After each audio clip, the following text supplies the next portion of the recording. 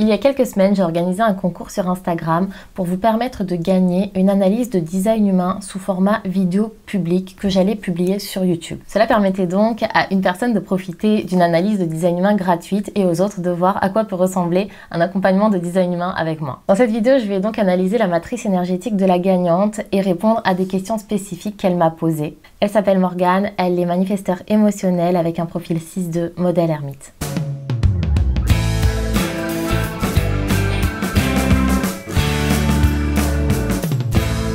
Déjà, ce que j'aimerais préciser, c'est que chaque analyste de design humain procède différemment. Là, c'est vraiment un exemple de ce que moi, je peux proposer.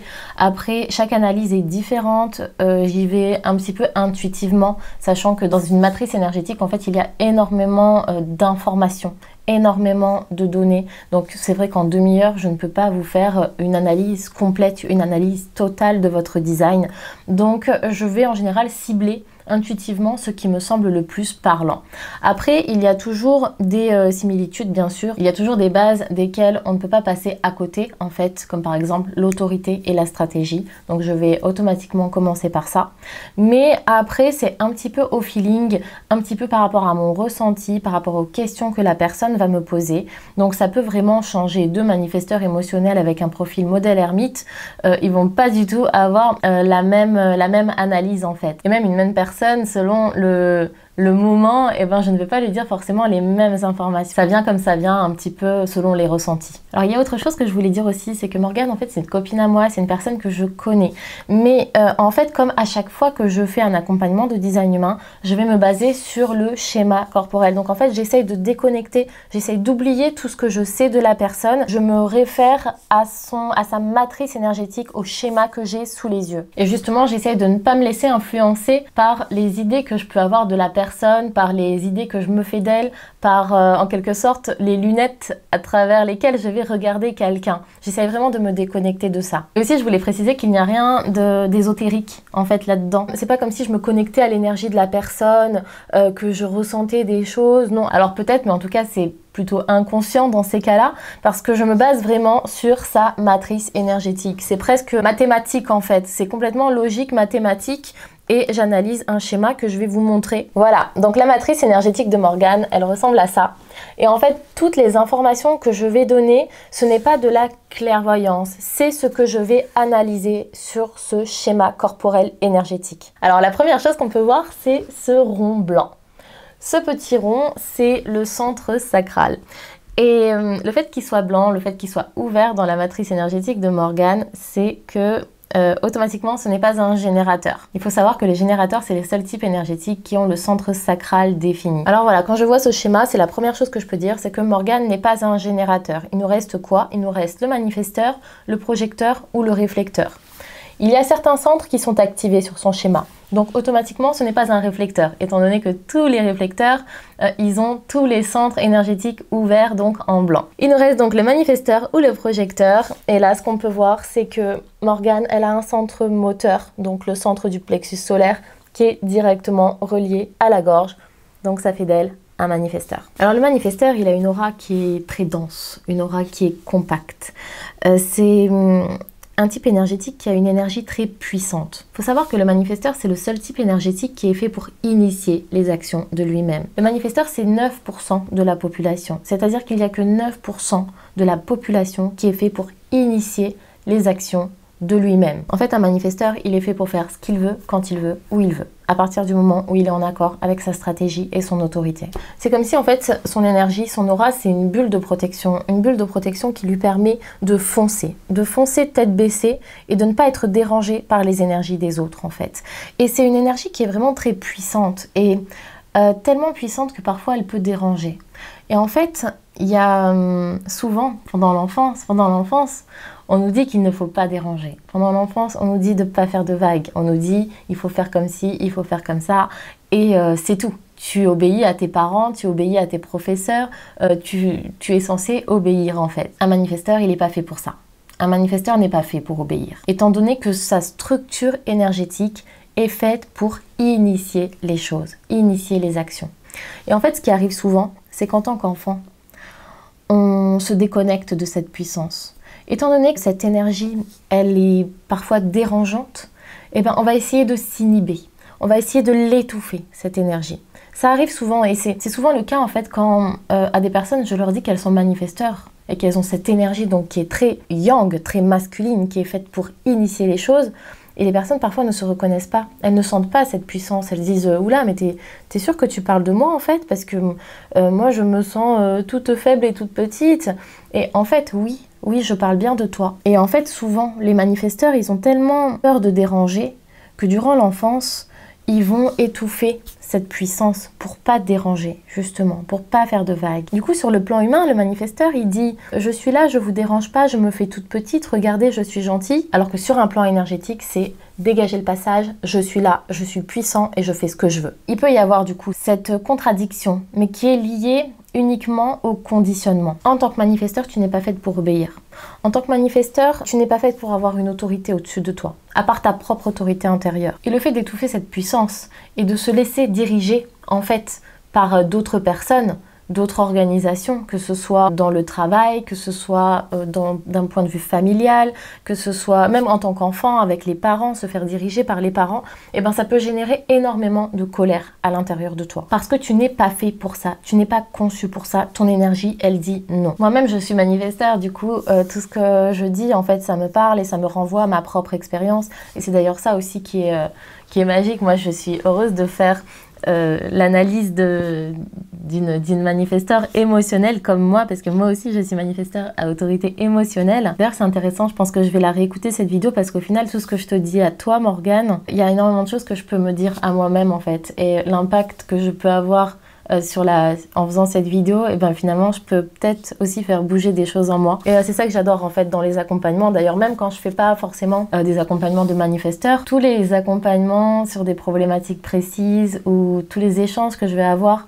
avec mes clients, c'est souvent des choses qui vont me renvoyer à moi-même, ça fait souvent écho, enfin, c'est des espèces de synchronicité que je trouve formidables en fait, quand on fait des accompagnements comme ça. Bref, fermons la parenthèse. Donc en fait déjà, si c'est pas déjà le cas pour toi, je pense qu'il est vraiment très important de te reconnecter à cette puissance, d'en avoir conscience, de la mettre en lumière. Et en plus, il y a quelque chose de très intéressant dans ta matrice énergétique, c'est que consciemment, dans ta personnalité, tu ne te sens pas manifesteur. En fait, je vais vous montrer le schéma d'une autre façon. Regardez, là c'est le schéma total et en fait de chaque côté on voit la partie inconsciente et la partie consciente. Et ce qu'on peut voir c'est que dans ta partie consciente, tu n'es pas manifesteur. Et donc consciemment, tu ne te sens peut-être pas manifesteur, tu n'as pas conscience en fait de cette puissance que tu as en toi. Et tu te sens plus comme un projecteur. Le projecteur, il n'a pas du tout la même énergie en fait. Il a une énergie beaucoup plus douce, beaucoup plus accueillante, beaucoup plus absorbante. Donc ça c'est intéressant parce que souvent les manifesteurs, ils ont justement dans leur personnalité, cette part consciente d'eux n'est pas consciente d'être manifesteur et n'a pas conscience de cette puissance. En design humain, il y a deux choses très importantes. C'est l'autorité et la stratégie. En tant que manifesteur, ta stratégie, c'est donc d'initier les choses. Si tu fonctionnes en réponse à la vie, si tu fonctionnes en réponse aux autres, à répondre aux sollicitations des autres, tu étouffes ton énergie. En fait, tu es fait toi pour initier parce que tu es relié aux astres et tu as des idées hyper visionnaires, hyper innovantes qui viennent à toi. Tu es fait pour initier les choses. Si tu vis ta vie en répondant aux sollicitations des autres, il y a cette colère qui va se former. Il y a quelque chose, tu n'es pas à ta place quand tu fonctionnes comme ça. En tant que manifesteur, tu es fait pour initier, mais il y a quelque chose à respecter de très important pour rencontrer le moins de résistance possible, c'est d'informer. La stratégie du manifesteur, c'est informer les personnes qui risquent d'être impactées par tes actes. Un manifesteur, il n'est pas fait pour demander l'autorisation, il est fait pour faire ce qu'il veut. Mais souvent, quand il va faire ce qu'il veut, eh ben, il va rencontrer de la résistance. Il peut y avoir des personnes qui vont lui mettre des bâtons dans les roues. Et c'est parce que justement, cette énergie du manifesteur, elle peut être ressentie comme incontrôlable. Et aux autres, ça peut leur faire peur, donc il y a certaines personnes qui vont du coup s'écarter et vont te laisser tranquille. Mais il y en a d'autres par contre qui vont essayer du coup de te contrôler, de contrôler cette énergie. Tout ça, ça se passe sur un plan inconscient, hein, ça se passe sur un plan énergétique. La stratégie du manifesteur, c'est d'informer. À chaque fois que tu vas faire une action qui peut impacter quelqu'un, même sur une toute petite échelle, il est très important d'informer ces personnes. Alors ça peut être quelque chose de tout bête, par exemple tu es en couple avec quelqu'un et tu as un imprévu, tout à coup tu as l'idée d'aller voir une amie avant de rentrer du travail, et ben, il est très important d'informer la personne qui vit avec toi, que tu vas rentrer plus tard. Parce que parfois le manifesteur, en fait, vu qu'il est lancé dans ses idées, il va faire les choses sans forcément penser à l'impact que ça peut avoir sur les autres. Il y a un autre exemple que j'aimerais donner, c'est par exemple si tu travailles dans une boîte, peu importe laquelle, et en fait, tu décides de proposer de faire l'accueil des stagiaires le vendredi, de faire un gâteau pour accueillir les stagiaires. Tu fais ça bénévolement juste pour le plaisir. Donc, tu en as parlé à 2-3 personnes que tu allais faire ça. Et tout à coup, bon, vu qu'en plus le manifesteur a une énergie fluctuante, le jeudi soir, tu te dis « Oh non, mais en fait, j'ai la flemme, j'ai pas envie. De toute façon, c'est pas grave. D'habitude, les stagiaires ne sont pas accueillis comme ça. Là, je voulais faire ça bénévolement. Du coup, bon, je vais pas y aller, c'est pas grave. » Toi, tu peux te dire, ce n'est pas grave, parce que de toute façon, qui va remarquer que je n'ai pas fait ça? Il n'y aura pas une grosse incidence. Du coup, tu risques de ne pas informer les personnes concernées, tu risques de ne pas informer ton patron, alors qu'en fait, le fait que tu ne viennes pas, eh ben, ça va avoir de l'impact. Et même si les personnes ne te le disent pas, qu'elles vont avoir une sensation énergétique de ne pas avoir été respectées, de ne pas avoir été prises en considération parce que tu ne les as pas informées. Et en fait, si ça avait été quelqu'un d'autre, un autre type énergétique, ça n'aurait pas forcément eu cet impact-là. Donc voilà, la chose la plus importante pour un manifesteur quand il fait des actions, c'est d'informer. Après, c'est aussi être informé lorsque tu souhaites la paix. Si tu as envie qu'on te laisse tranquille, que personne t'embête pendant une journée, que tu veux te reposer, eh ben, tu peux informer toutes les personnes qui risquent. Si par exemple, tu as de la famille qui vient souvent te solliciter ou autre, eh ben, tu peux leur dire « Aujourd'hui, laissez-moi tranquille, je veux être en paix ». C'est très important d'informer. Et ça peut être aussi sur le plan professionnel. Par exemple, un manifesteur, il a donc cette bulle de protection inconsciente souvent. Et en fait, sur le plan professionnel, ça peut faire que les clients n'osent pas venir te solliciter. Par exemple, si tu vends des produits, les clients, ils vont pas forcément oser venir t'acheter un produit en fait. Donc il est vraiment très important, même si ça paraît logique étant donné que c'est ton métier de vendre des produits, et ben c'est vraiment très important d'inviter les personnes, de dire par exemple sur les réseaux sociaux, je vous invite à venir m'acheter tel produit. Si vous voulez des informations, n'hésitez pas à me solliciter. C'est vraiment ces phrases très claires et concrètes qui invitent l'autre à venir à toi. En fait, étant donné que tu as une bulle de protection énergétique, eh ben, ces phrases, elles permettent d'ouvrir une brèche pour accueillir l'autre. Sinon, tu risques de le repousser. Ton énergie, elle est très dense, elle va repousser l'autre. Après, la deuxième chose la plus importante, c'est l'autorité intérieure. Toi, ton autorité intérieure, elle est émotionnelle. Ça veut dire que le centre auquel tu dois te fier pour prendre des décisions importantes pour toi, c'est ton centre du plexus solaire. C'est celui-ci. Ça, c'est le centre des émotions, des humeurs. En fait, tu fonctionnes sur une vague émotionnelle qui va avoir des pics euphoriques, des pics mélancoliques. Et cette vague chez toi d'ailleurs, elle est assez imprévisible, assez impulsive parce que tu as le canal 12-22. Tes émotions, elles peuvent passer du coq à l'âne à tout moment. Et en fait, la chose la plus importante à savoir lorsqu'on a une autorité émotionnelle, c'est qu'il n'y a pas de vérité dans l'instant présent.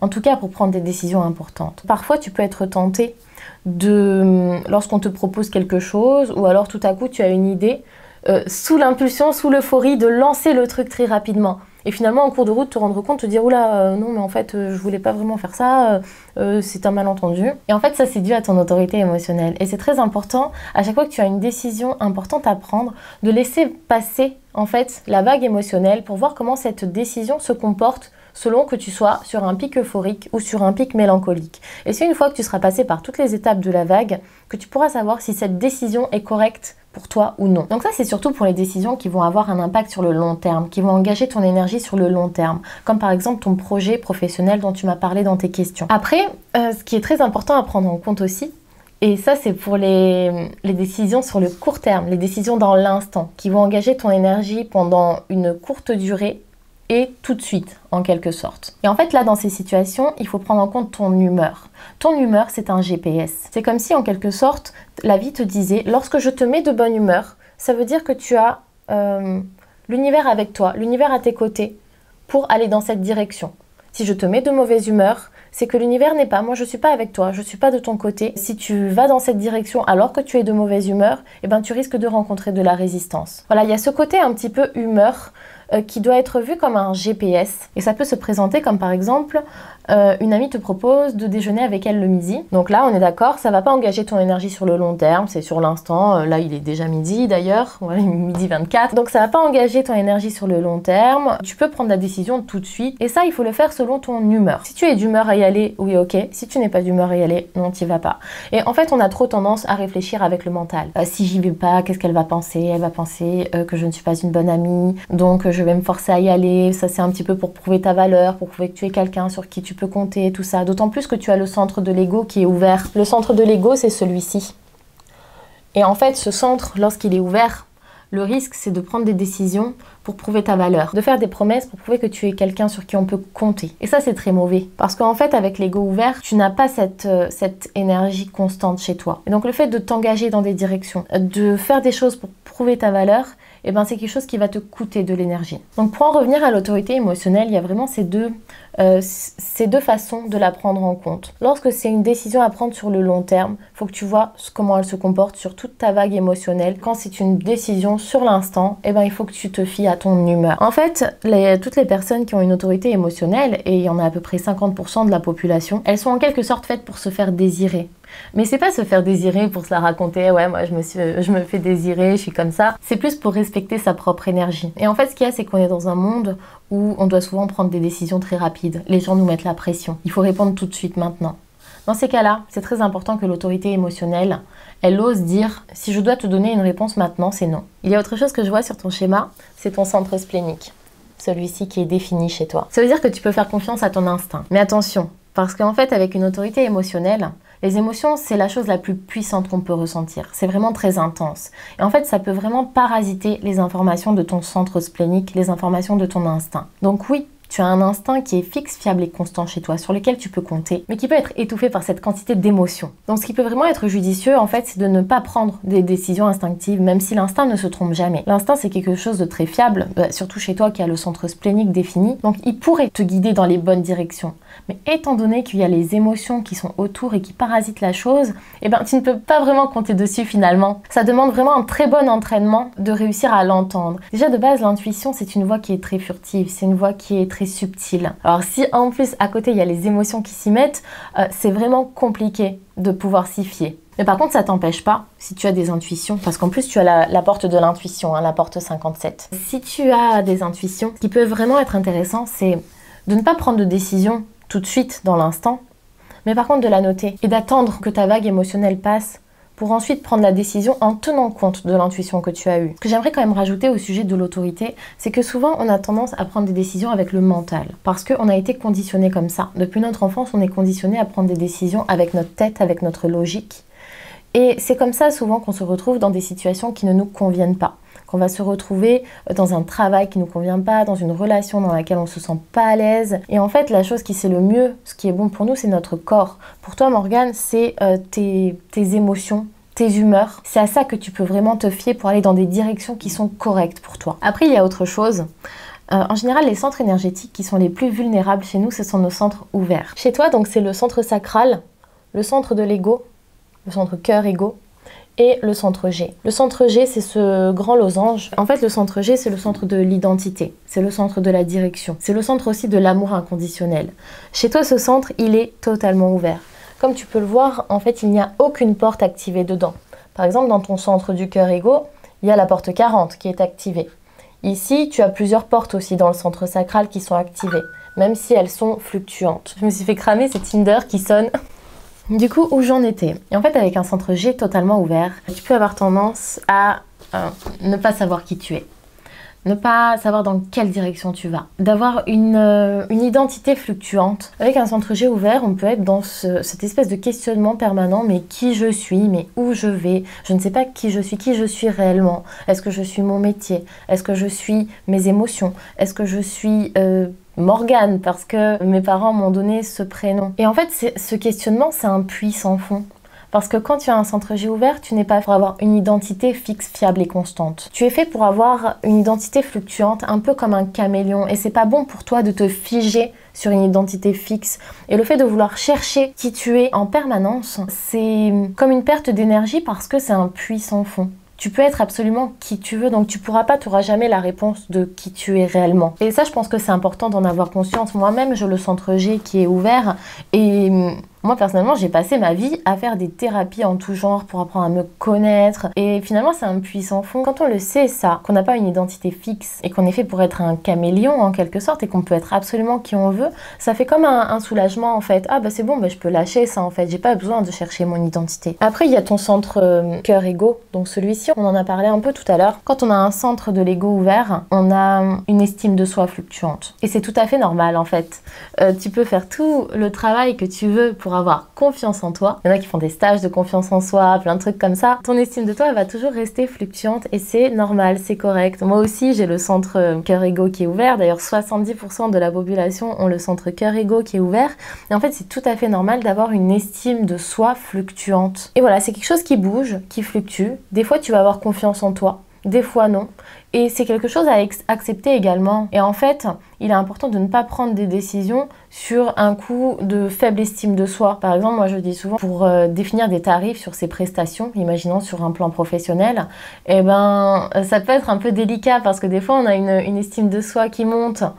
Parfois même un peu trop, on a tendance à monter les prix. Tout à coup, on se retrouve avec une estime de soi dans les choucroutes, ça se dit ça comme expression, ou le moral dans les chaussettes. Bref, quand tu as une faible estime de toi, tu as tendance à baisser le prix de tes prestations. Et en fait, c'est très important de savoir que dans les moments où tu as une faible estime de toi, c'est pas toi, c'est normal. Et qu'en fait, ça n'a rien à voir avec ta véritable valeur. En fait, le risque, c'est de passer sa vie dans un combat permanent à essayer de prouver sa valeur, de faire un travail pour prouver sa valeur, de faire des promesses pour prouver sa valeur, de s'engager dans des directions pour prouver sa valeur. Et ça coûte une énergie énorme et ça peut causer d'énormes problèmes de santé. En fait, si on a le centre de l'ego ouvert, on n'est pas fait pour prouver sa valeur. Ta valeur, elle n'a pas besoin d'être prouvée. Tu n'as pas à t'engager, tu n'as pas à faire des promesses, ou en tout cas d'en faire le moins possible. Parce que bon, bien sûr, des fois, c'est pas qu'on n'a pas le choix, mais on a envie en fait de s'engager dans telle ou telle direction. Et par rapport à ça, d'ailleurs, tu peux prendre en considération ton autorité émotionnelle et bien attendre qu'il y ait la vague émotionnelle qui soit passée pour être sûr de ne pas t'engager dans une direction qui n'est pas correcte pour toi. Et après, bien sûr, comme tous les manifesteurs, tu as le centre sacral qui est ouvert. Donc le centre sacral, c'est celui-ci. C'est le centre des générateurs. Ça, c'est très important parce qu'avec le centre sacral ouvert, tu vas avoir une énergie qui fluctue. Et cette énergie fluctuante, c'est très important à prendre en compte. C'est très important de la respecter. Tu n'es pas fait pour travailler dur avec acharnement, 7 jours sur 7, 7 heures par jour. C'est pas bon pour un manifesteur. Un manifesteur, c'est un sprinter, un guépard. Il va aller très vite lorsqu'il est lancé dans l'action, mais il a besoin de se reposer énormément. Et c'est tout à fait normal, il ne faut pas culpabiliser. Les générateurs, quand ils font des choses qui les font vibrer, ils ont une énergie fiable et constante. Ils peuvent travailler pendant des heures et des jours sans être fatigués parce qu'il y a quelque chose qui les met en joie, qui les fait vibrer. Un manifesteur, même si quelque chose lui fait plaisir, même si quelque chose l'anime, il a cette énergie qui fluctue. C'est très important pour les manifesteurs de respecter des temps de repos lorsque le corps le demande. Et le risque avec un centre sacral ouvert comme ça, c'est de ne pas savoir quand assez est assez. Et en fait, tu risques de te perdre dans le processus et de t'épuiser. Donc voilà, c'est vraiment très important de respecter cette énergie fluctuante et de te reposer lorsque ton corps le demande. Je vais arrêter ici pour tout ce qui est général, même si je pourrais parler de ton schéma pendant des heures, il y a vraiment énormément de choses à dire. Mais on va plutôt passer à tes questions pour cibler quelque chose d'un petit peu plus personnalisé. Alors j'ai le mail que tu m'as envoyé sur mon téléphone. Je vais pas relire en détail tout le mail que tu m'as envoyé. Je vais juste lire vraiment les 3 questions que tu m'as posées. Mais pour les personnes qui regardent cette vidéo, il faut savoir qu'elle m'a envoyé quand même des bons petits pavos où elle m'explique un petit peu sa situation. Alors la question numéro 1, c'est est-ce que mon projet va enfin aboutir avec cette écurie où je m'investis tant depuis plusieurs mois maintenant? Et si oui, quand pourrais-je enfin m'installer? Alors j'ai laissé cette question parce que je pense que c'est intéressant de spécifier qu'en fait le design humain c'est pas un outil divinatoire. On pourrait l'utiliser comme ça parce que c'est vrai que on a le programme des planètes, comment elles vont bouger, comment elles vont activer telle ou telle porte chez nous, tel ou tel potentiel chez nous. Et je pourrais faire comme les astrologues et donner des sortes de prévisions en fait. Mais moi personnellement ça ne m'intéresse pas d'utiliser cet outil de cette façon. Parce qu'on rentrerait trop dans quelque chose de mental. Et en plus, c'est tellement abstrait, c'est tellement flou. Et puis, il y a je pense, une notion de libre arbitre qui est quand même très puissante. Et je ne peux pas prévoir l'avenir en fait. Et c'est d'ailleurs comme la plupart même des médiums et des clairvoyants, ils vont vous donner des réponses, mais finalement sur l'instant T. Et finalement, il y a toujours un libre arbitre qui va faire que les choses peuvent se passer autrement. Donc en fait, je peux pas vraiment te répondre pour te dire est-ce que ton projet va aboutir. Il peut aboutir bien sûr. Et je pourrais pas non plus te dire quand tu pourras enfin t'installer. C'est des réponses que moi personnellement je ne peux pas te donner. Et le design humain c'est plus fait vraiment pour donner des conseils concrets, pour te permettre de développer tes potentiels, de mettre en lumière tes potentiels qui sont innés, qui sont naturels chez toi. Et je trouve que c'est surtout dans ce domaine-là que cet outil peut être d'une aide précieuse. Et en fait si le projet en soi est quelque chose qui t'anime vraiment, il n'y a aucune raison que ce projet n'aboutisse pas. Du coup, je vais venir directement à la question 2, qui est d'ailleurs dans le même thème, mais qui, elle, par contre, je peux vraiment t'apporter des pistes concrètes. Alors la question, c'est est-ce que mon projet est une bonne idée? Le bon chemin à suivre pour moi? En suis-je capable? Qu'est-ce que je peux mettre en place pour que ça fleurisse et que je ne me casse pas la gueule? Pour savoir si ce projet, c'est une bonne idée pour toi, il faut prendre en compte plusieurs choses. Déjà, comme on en a parlé tout à l'heure, ton centre de l'ego qui est ouvert. En fait, il faut que tu te poses la question de savoir si ce projet, tu le fais pour toi ou pour prouver ta valeur aux autres, pour prouver ta valeur à ta famille, pour prouver que tu es capable de terminer quelque chose. En fait, si tu y trouves tes propres raisons à toi, qui viennent de ta nature profonde, de ton toi authentique, c'est la bonne direction. D'autant plus que c'est un projet que tu montes depuis un long moment, et du coup ta vague émotionnelle, je pense qu'elle a pu passer par un petit peu tous les états, et si tu tiens toujours dans cette direction, c'est qu'il y a de fortes chances que ce soit quelque chose qui t'anime profondément. Et à partir du moment où tu as une idée en tête, et que cette idée t'anime réellement au fond de toi, automatiquement c'est fait pour toi. C'est pas le design humain qui va te dire le contraire. Par contre, c'est tout à fait compréhensible que tu me poses ces questions, que tu me demandes si ce projet est fait pour toi, parce que justement, tu as le centre de l'ego ouvert et donc une estime de toi fluctuante. Tu as le centre G qui est complètement ouvert et donc ta direction, elle est fluctuante. Et c'est un petit peu toujours cette sensation de des fois je sais qui je suis, des fois non. Des fois je sais où je vais, des fois non. Des fois j'ai confiance en moi, des fois non. Et cette fluctuance, elle est tout à fait normale. Après, c'est un très gros projet que tu as. Il faut avoir le culot un petit peu de lancer un si gros truc. Ça, ton énergie de manifesteur, elle en est capable. Le manifesteur, il est fait pour viser gros. Même s'il a une estime de lui fluctuante, même s'il a une direction fluctuante, même si tout est fluctuant chez lui, son énergie est fluctuante, il est fait pour viser gros. Par contre, ce qui est très important, c'est d'avoir conscience de toutes ces fluctuations, et du coup d'adapter ton énergie par rapport à ça. D'ailleurs, je suis en train de créer un e-book justement sur comment développer ton business en tant que manifesteur, en tant que générateur, en tant que réflecteur. Et je donne pas mal de tips en fait à ce sujet dans ce e-book.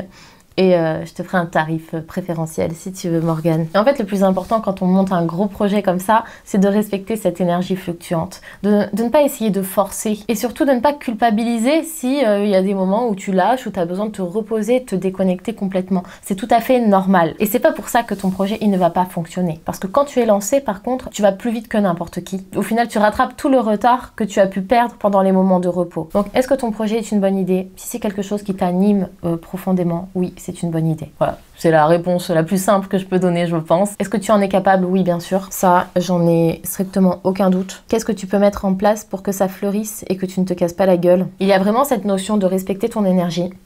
Et il y a une autre notion très importante, c'est de ne pas te laisser influencer par les autres. C'est la plus grosse erreur que tu peux faire, je pense, c'est d'écouter les conseils des autres.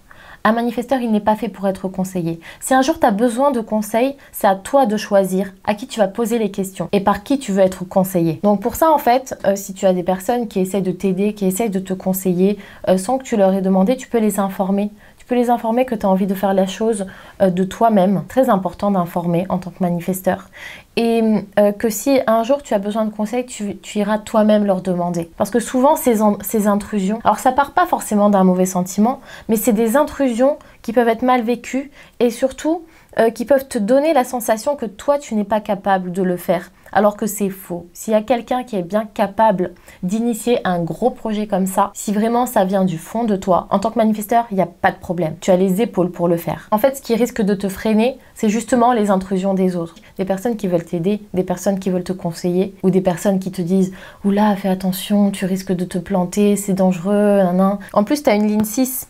Ton profil modèle ermite, ta ligne 6 en fait jusqu'à à peu près 30 ans, c'est une ligne martyr. La ligne martyr, c'est quelqu'un qui est fait pour expérimenter et qui a les épaules en fait de passer sa vie d'essai en erreur, essai, erreur, de s'en prendre plein la figure en quelque sorte parce que c'est des expériences qu'elle fait. Et elle a les épaules pour les faire, ces expériences. Même si parfois c'est difficile, même si parfois tu peux t'en prendre plein la figure, que c'est compliqué. Et émotionnellement, d'ailleurs, ça peut aller dans tous les sens. Mais voilà, pour ce projet, c'est vraiment important que tu te fasses confiance à toi et que tu n'écoutes pas les autres. Et pour ça, d'ailleurs, j'aimerais revenir un petit peu à ce dont on a parlé au tout début de la vidéo. C'est se reconnecter à ta puissance, en fait. En tant que manifesteur, il n'y a personne qui doit te dire comment tu dois faire. Si tu te laisses influencer par les autres, ça inhibe en fait ton propre pouvoir. Et toi, les idées que toi tu vas avoir, les inspirations que toi tu vas avoir pour monter ton projet, elles seront souvent beaucoup plus puissantes que celles que les autres peuvent t'apporter. Le manifesteur, il est fait pour être influencé par les astres. Il n'est pas fait pour être influencé ou inspiré par les personnes qui sont autour de lui. Quand je dis les astres, c'est en fait, c'est des informations qui viennent du monde et qui viennent directement à toi. Parce que le manifesteur, comme je t'ai dit, il est fait pour être visionnaire, pour innover. Donc même si parfois, tu peux avoir des idées totalement folles, totalement incompréhensibles pour ton entourage, eh ben, c'est justement vers ces idées-là que tu dois te diriger. C'est cette façon de faire-là que tu dois suivre. Les idées que les autres vont t'apporter, les conseils que les autres vont t'apporter ne seront jamais à ton niveau, sauf si c'est toi qui vas les solliciter. Parce que toi, tu as eu l'idée d'aller solliciter telle personne, parce que tu sais qu'elle peut t'apporter quelque chose. Je vais passer à la troisième question. Je relis juste le paragraphe que tu m'as envoyé pour m'imprégner. Je vais le lire à voix haute parce que c'est vraiment très parlant. J'aimerais maintenant qu'on parle un peu de mon moral en ce moment. J'ai l'impression d'être constamment en yo-yo. Je suis heureuse, presque en euphorie pendant une semaine, puis je plonge dans la tristesse, au bord du suicide pendant plusieurs jours. C'est tout à fait normal. Avec une autorité émotionnelle, ça peut être vraiment très puissant. Et en fait, ce qu'il y a, c'est que il est possible que pendant des années, tu n'aies pas respecté ces émotions.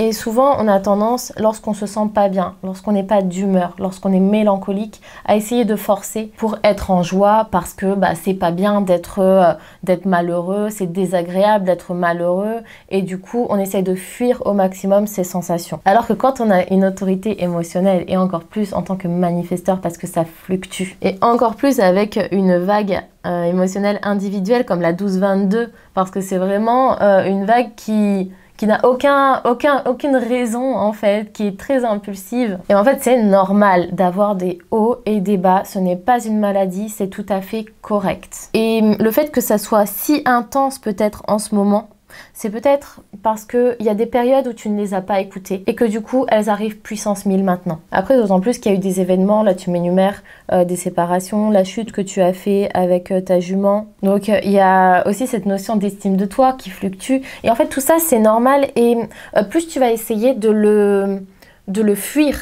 en fait, de fuir ces sensations, de fuir ces sentiments de mélancolie, et plus ces sentiments vont te rattraper. Parfois, en fait, le mieux à faire, c'est de se plonger éperdument dedans, de se plonger dans la mélancolie pour pouvoir justement taper le fond et ressortir. Moi, je le vis aussi, moi aussi, je suis une manifesteur émotionnelle. Moi aussi, je vis ces moments. Et c'est vrai que dans ces moments, on a l'impression que mais ça ne reviendra jamais, je vais être malheureux toute ma vie, c'est terrible. Mais finalement, ça revient toujours. Et parfois, plus on va se plonger dedans, et plus ça va revenir. Parce que pour un manifesteur, souvent, ce qui va te faire ressortir du truc, c'est une inspiration. Et pour trouver l'inspiration, parce que c'est pareil en fait, un manifesteur, il a des idées naturelles, des idées visionnaires, des inspirations naturelles qui lui viennent du ciel, comme ça, qui lui tombent dessus, et il est fait pour se lancer dedans. Et parfois, en tant que manifesteur, justement, ça a été inhibé, ça aussi. On nous a dit, tu dois aller dans cette direction, c'est comme ci, comme ça, c'est dans le moule. C'est tout à fait incorrect pour un manifesteur de fonctionner comme ça, mais on l'a fait quand même. Et ça, du coup, ça étouffe, ça inhibe l'inspiration. Et en fait, le fait de te plonger dans la mélancolie, ce sentiment de malheur, de mal-être, ça te reconnecte vraiment à toi, à ton corps.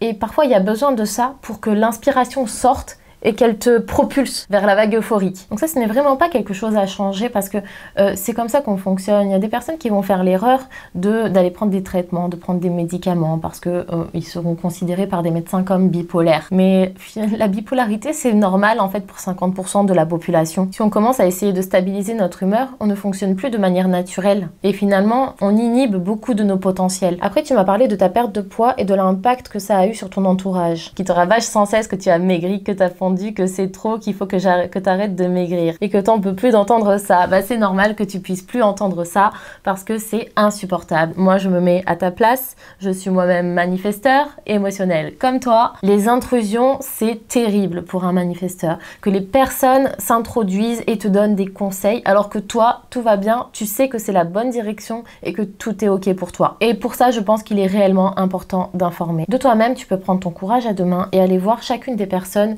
qui se sentent concernées par ta perte de poids et leur dire que tu souhaites qu'on te laisse en paix avec ça. Le fait que ce soit toi qui initie la chose et que de toi-même, tu vas dire les choses à ces personnes, ça va avoir une influence énergétique différente que si c'est ces personnes qui viennent à toi et que tu fonctionnes en réponse en leur disant laissez-moi tranquille, tout va très bien.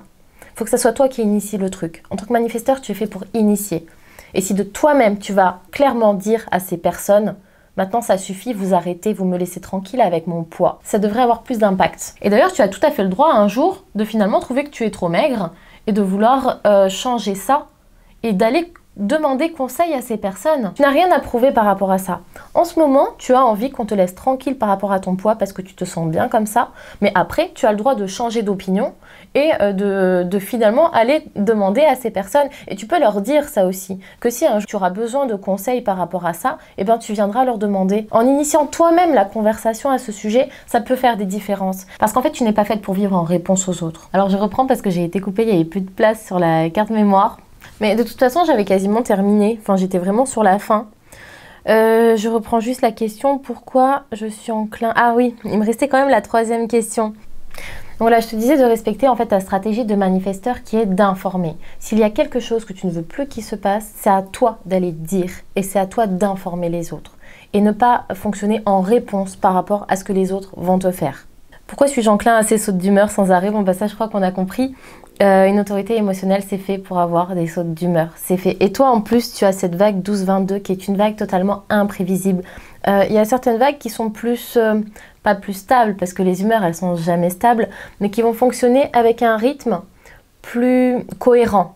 Ça va monter petit à petit, progressivement, et descendre en piqué.